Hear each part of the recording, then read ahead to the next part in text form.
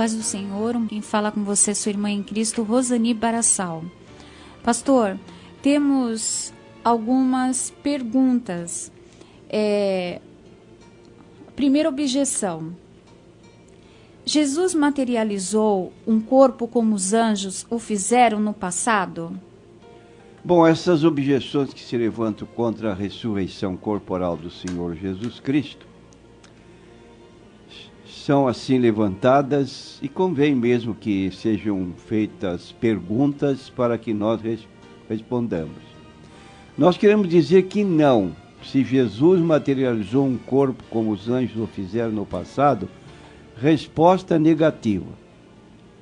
Por que dizemos isso? Porque os anjos, de acordo com Hebreus 1:14, são espíritos ministradores, significando que os anjos são incorpóreos. É verdade que eles tomaram forma humana, como registra 19 de Gênesis 1-3. Porém, não é o caso de Jesus. Porque de Jesus se diz, em João 1:14, que o Verbo se fez carne e habitou entre nós, e vimos a sua glória como a glória do unigênito do Pai. Significando isso que Jesus tinha um corpo humano, real, foi concebido pelo Espírito Santo no ventre de Maria. Logo, a ressurreição dele foi uma ressurreição do mesmo corpo que havia sido sepultado, sabendo que a palavra indicada para a ressurreição, como substantivo ou verbo ressuscitar, significa levantar-se dos mortos. Então, Jesus, corporalmente morto, foi ressuscitado, levantou-se dos mortos, o corpo que havia sido colocado na cruz, que transportado para o túmulo de José de Arimateia, foi o corpo que as mulheres, ao entrarem no sepulcro, não encontraram. Elas foram procurar o corpo, está em Lucas 24, versículo 3. Não encontraram o corpo do Senhor Jesus. Temos uma segunda objeção, pastor. Algumas pessoas perguntam, se Jesus ressuscitou fisicamente, por que Maria Madalena, os discípulos de Emaús e outros não o reconheceram prontamente? Vamos examinar primeiro o caso de Maria. No capítulo 20 de João, é que muitas pessoas às vezes põem uma ideia na cabeça e não prestam atenção na leitura que fazem. Diz assim o texto de João 20, quando Jesus apareceu a Maria Madalena. E no primeiro dia da semana, Maria Madalena foi ao sepulcro de madrugada. Diz o texto em seguida, sendo ainda escuro, viu a pedra tirada do sepulcro. Correu, pois, e foi a Simão Pedro e ao outro discípulo a quem Jesus amava e disse-lhes, levaram o Senhor ao sepulcro e não sabemos onde o puseram. Então Pedro saiu com o outro discípulo e foram ao sepulcro. Os dois corriam juntos, mas o outro discípulo correu mais apressadamente do que Pedro e chegou primeiro ao sepulcro. E abaixando-se viu no chão os lençóis, todavia não entrou. Chegando depois Simão Pedro, que o seguia, e entrou no sepulcro e viu no chão os lençóis. Então aqui está, por que Maria pensou que Jesus fosse o jardineiro, como aparece logo em seguida? E Maria estava chorando fora, junto ao sepulcro. Estando ela, pois, chorando, abaixou-se para o sepulcro e viu dois anjos vestidos de branco assentados onde jazera o corpo de Jesus, um à cabeceira e outro aos pés. E disseram-lhe eles, mulher, por que choras? E ela lhes disse: porque levaram o meu senhor e não sei onde puseram. E tendo dito isto, voltou-se para trás e viu Jesus em pé, mas não sabia que era Jesus. Disse-lhe Jesus: mulher, por que choras? Quem buscais? Ela, cuidando que era o jardineiro, disse-lhe: Senhor, se tu o levaste, dize-me onde o puseste, e eu o levarei. Disse-lhe Jesus: Maria. Ela, voltando-se, disse-lhe: Rabone, que quer dizer mestre. Então ela reconheceu Jesus pela voz e não pela figura física. E aí a pergunta: por quê? Simplesmente como diz o versículo 1, sendo ainda escuro. Se era escuro, nós não conseguimos enxergar no escuro. Da mesma maneira que quando foram prender Jesus no jardim do Getsêmani, Judas, que era o traidor, deu um sinal para que os seus os soldados prendessem aquele que queria beijar, para reconhecer que era Jesus. Então, não vemos objeção. Agora, vamos notar essa outra particularidade com respeito aos dois que viajavam ou caminhavam para Emaús. Quando Jesus chegou perto, entrou na conversa, perguntou sobre o que eles estavam conversando e nem foi percebido. Então a pergunta: se Jesus tinha o mesmo corpo, não era um corpo materializado, por que ele não foi reconhecido? Ora, outra vez, há pessoas que não têm cuidado em ler com atenção a Bíblia. Diz o versículo 16, vou começar no 15. E aconteceu que, indo eles falando entre si e fazendo perguntas um ao outro, o mesmo Jesus se aproximou e ia com eles. Mas os olhos deles estavam como que fechados, para que o não conhecessem. Então o problema não estava no corpo de Jesus, estava nos olhos deles, que estavam como que fechados para o não reconhecerem. Agora, continuando a caminhada, os três, Jesus e mais 2 discípulos, chegaram a um ponto que eles pediram a Jesus que ficasse com eles. Fica conosco, versículo 29, porque já é tarde e já declinou o dia. E entrou para ficar com eles.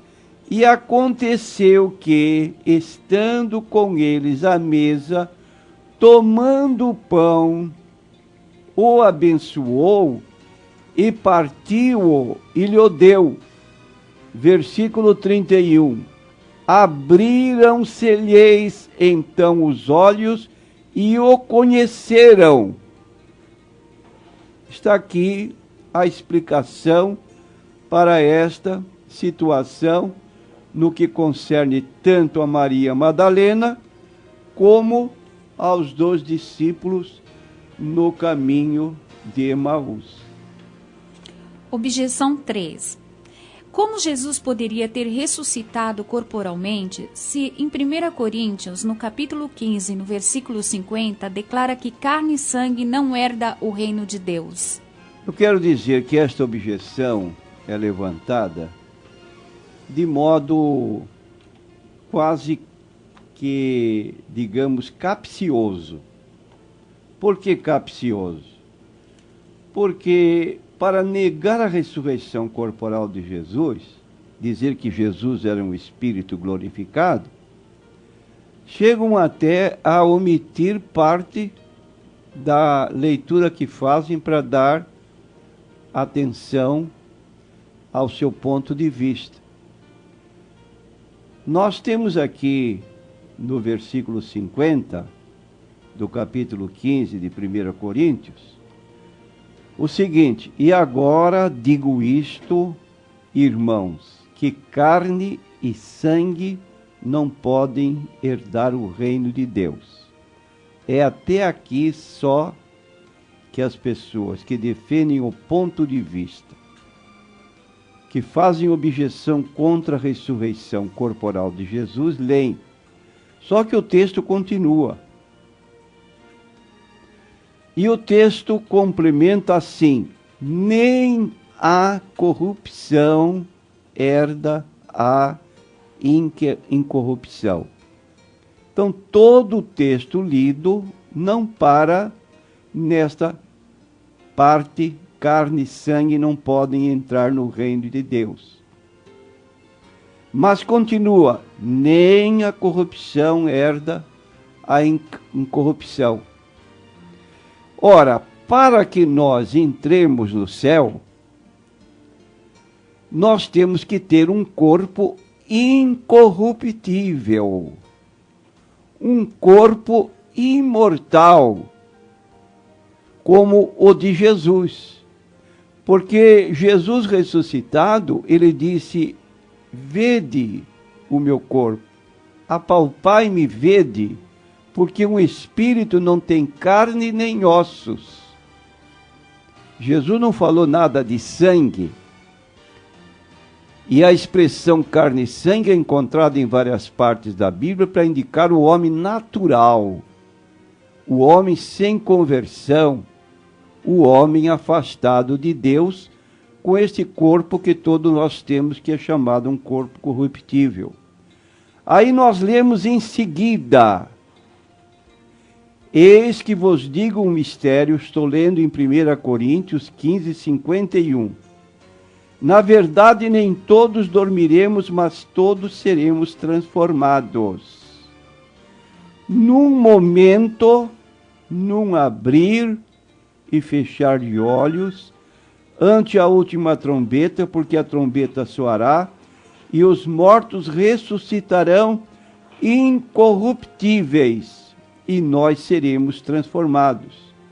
Porque convém que isto que é corruptível se revista da incorruptibilidade, e que isto que é mortal se revista da imortalidade. E quando isto que é corruptível se revestir da incorruptibilidade, e isto que é mortal se revestir da imortalidade, então cumprir-se-á a palavra que está escrita: tragada foi a morte na vitória. Logo, o texto de 1 Coríntios 15, 50 não sustenta negação da ressurreição corporal de Jesus, mas fala da necessidade deste corpo corruptível, imortal, se transformar em corpo incorruptível e em corpo imortal, que é o que descreve 1 Coríntios 15, 51 a 53. Pastor, temos uma pergunta da irmã Dorcelina. Ela pergunta: as mulheres são purificadas porque sofrem dores de parto? Não, nós queremos dizer que a purificação que fala Lucas capítulo 2 a respeito de Maria, quando foi ao templo, porque ela guardou os dias da purificação, tem relação com Levítico capítulo 12. Diz no versículo 2 do capítulo 12 de Levítico, fala aos filhos de Israel, dizendo: se uma mulher conceber e tiver um varão, será imunda 7 dias, assim como nos dias da separação da sua enfermidade será imunda. Significando isto que o ato sexual entre marido e mulher levava o casal a uns dias de serem declarados impuros, porque, como diz Davi no Salmo 51, versículo 5, em pecados me concebeu minha mãe, que sendo o homem gerado em pecado, essa criança, então, estaria na mesma condição de todo ser humano, que mostrava que o pecado havia entrado no mundo, e com o pecado a impureza, e essa impureza estava expressa no ato sexual, de haver essa necessidade para que as crianças tivessem o seu nascimento normal.